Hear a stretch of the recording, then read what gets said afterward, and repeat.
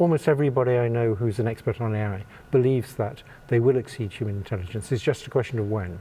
In between 5 and 20 years from now, there's a probability of about a half that we'll have to confront the problem of them trying to take over. I'm still as concerned as I have been, but I'm very pleased that the world's beginning to take it seriously. So in particular, they're beginning to take the existential threat seriously, that these things will get smarter than us, and we have to worry about whether they'll want to take control away from us. That's something we should think seriously about, and people now take that seriously. A few years ago, they thought it was just science fiction. And from your perspective, from having worked at the top of this, having developed some of the theories underpinning all of this explosion in AI that we're seeing, that existential threat is real? Yes. So some people think these things don't really understand. They're very different from us. They're just using some statistical tricks.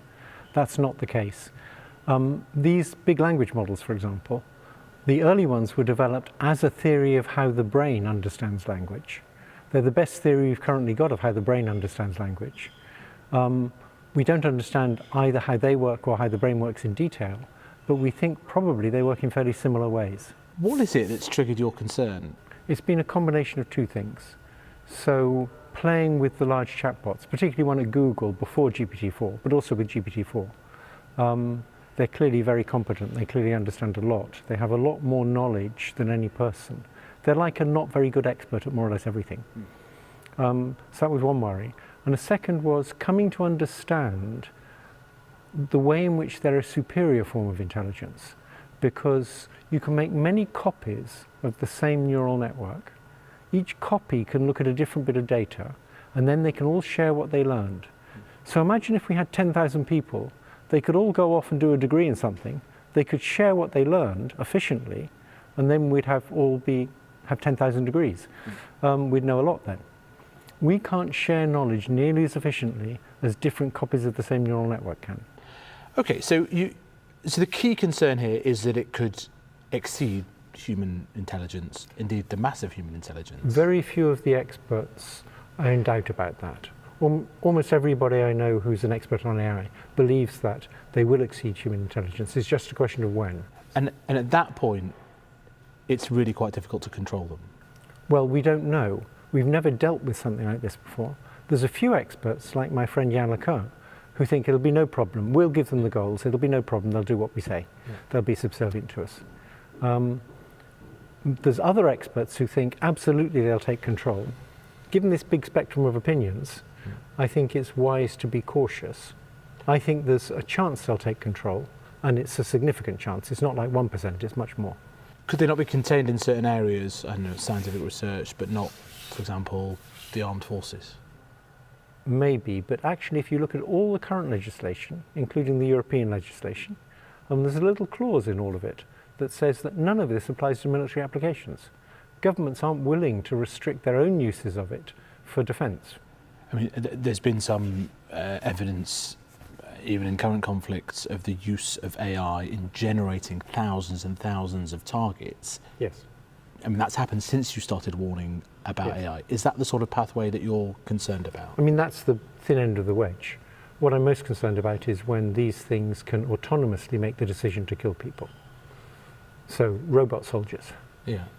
And those are drones and the like. And it may be we can get something like Geneva Conventions to regulate them, but I don't think that's going to happen until after very nasty things have happened. And there's an analogy here with the Manhattan Project and with Oppenheimer, which is if we restrain ourselves from military use in the G7 advanced democracies, what's going on in China, what's going on in Russia? Yes, it has to be an international agreement. But if you look at chemical weapons, the international agreement for chemical weapons has worked quite well. I mean, do you have any sense of whether the shackles are off in a place like Russia? Well, Putin said some years ago that whoever controls AI controls the world. So I imagine they're working very hard. Fortunately, the West is probably well ahead of them in research. We're probably still slightly ahead of China, but China's putting more resources in. And so in terms of military uses of AI, I think there's going to be a race. It sounds very theoretical, but this argument, this thread of argument, if you follow it, you really are quite worried about extinction level events. So we should distinguish these different risks. The risk of using AI for autonomous lethal weapons doesn't depend on AI being smarter than us. That's a quite separate risk. from the risk that the AI itself will go rogue and try and take over. I'm worried about both things. The autonomous weapons is clearly going to come. Yeah. Whether AI goes rogue and tries to take over is something we may be able to control or we may not, we don't know.